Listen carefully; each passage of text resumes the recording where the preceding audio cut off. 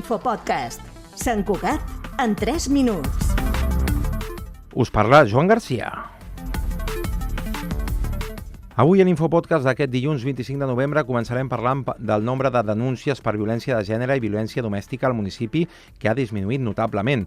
Segons les dades facilitades pels Mossos d'Esquadra relatives als primers 9 mesos de 2024, s'han formalitzat a Sant Cugat 53 denúncies per violència de gènere, aquella que afecta una dona pel fet de ser-ho, i 17 per violència domèstica, aquella que s'exerceix cap a qualsevol membre de la família. No obstant això, un total de 87 santcugatenques tenen ordres de protecció com a víctimes de violència masclista, 5 més que en el mateix període de l'any 2023. Cugat Mèdia analitza aquestes dades i ho fa amb la membre del grup d'atenció a la víctima dels Mossos d'Esquadra a la comissaria de Sant Cugat, Araceli Serrano.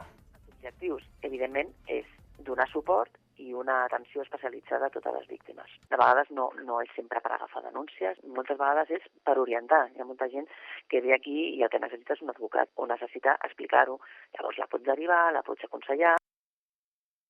També us parlem dels actes derivats d'aquest dilluns 25. Per exemple, el col·lectiu Hora Bruixa ha convocat una concentració amb motiu del Dia Internacional per l'Eliminació de la Violència contra les Dones, que es commemorarà aquest dilluns. Serà a partir de les 7 de la tarda a la plaça Octavià i comptarà també amb una performance amb la participació d'una 50ena de dones. Sota el lema Ni un pas enrere, Hora Bruixa reivindica que les feministes estan i seguiran estant presents per fer front a les violències masclistes. I també hem de parlar dels carrers de Sant Cugat, que es van omplir aquest diumenge d'olor de pólvora.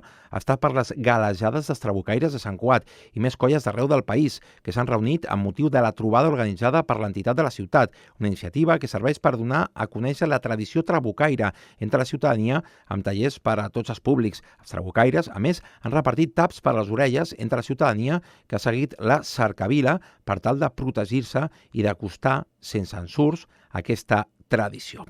I del cap de setmana també hem de parlar d'esports perquè hi ha hagut un empat a 2 del júnior d'hoquei herba davant el Taboriente, un partit que començava molt bé per l'equip de Guille Carnicer, guanyaven per 2-0 al minut 4 i després tot s'ha capgirat gràcies a la bona feina ofensiva del conjunt de les Canàries que ha assolit l'empat. Les blau i negres continuen segones, això sí, empatades a punts amb l'Egara i l'Atlètic de Terrassa. I del cap de setmana també destaquem un nom propi, el de Ramon Bort, amb 398 vots, s'ha imposat a les eleccions a la presidència del Club Esportiu Valldoreix davant Joan Salabert, que ha rebut 143 vots. 542 socis dels 869 que tenen dret a vot han participat en els primers comicis de la història de l'entitat. Infopodcast, una coproducció de Ràdio Sant Cugat i La Xarxa.